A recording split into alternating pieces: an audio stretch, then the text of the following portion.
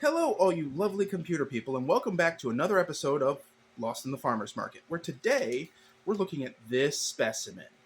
That's Mogwai's rear end in the background, and Menace is actually in the foreground. You can't quite see him, but he'll probably pop up and do something chaotic in this episode. So, what is this plant in front of you? Well, let's start with a clue. Look at these leaves. Mmm, pretty, huh? Neat shape. Any guesses? No?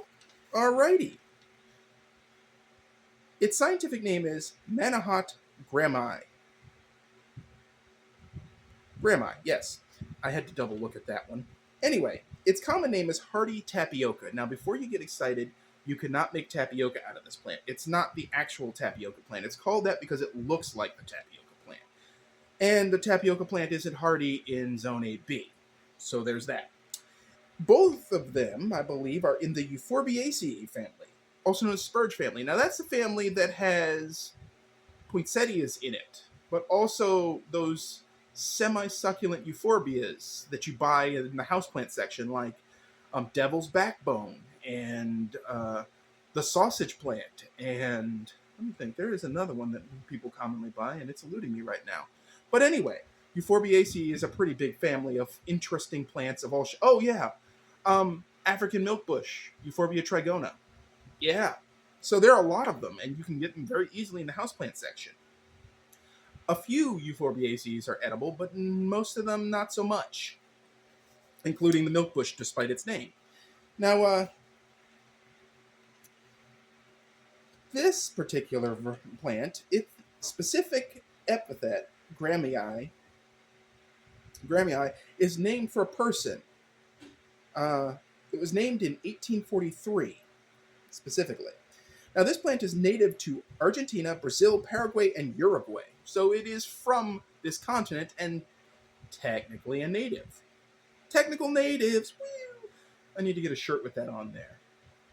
Anyway, it's hardy in zones 7B through 10B. We're in 8B, so woohoo! It's classified as a deciduous perennial, which means it'll drop leaves, go naked, and come back from the ground.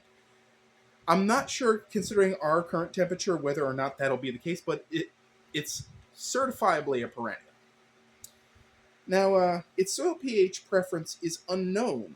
I'm guessing 6.5 to 8.0, but there's no literature about it. None. Zero. Zilch. Even the places that sell it fail to mention that. What is going on out there? Oh, anyway. I mentioned cat mayhem, and I got cat mayhem. Anyway. Its height can be up to 10 feet, and its width can be 4 to 6 feet. It is also known as Graham's cassava. I don't know why. Well, I mean, its leaves kind of also look like cassava. I could kind of understand that. Anyway, it is directly related to tapioca, as I mentioned, and tapioca's scientific name is Manihot esculenta. Esculenta usually means edible. So there's that. However, as I mentioned before, this plant is completely inedible. You can't actually eat anything. And if I recall correctly, it has seed capsules that explode, which is kind of cool. Its flowers are kind of interesting. Its seed pods are interesting. But its foliage is fascinating. So there's that. I don't know if it's toxic to pets, though obviously the lab yellers liked it but didn't eat it. So there's that. And I have something written down here in my notes that covers.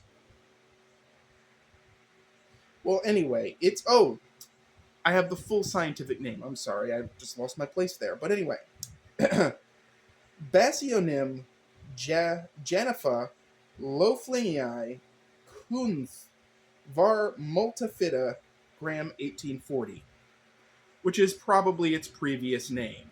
I'm glad they pared that crap down because, Manihot grahamii is much easier to deal with.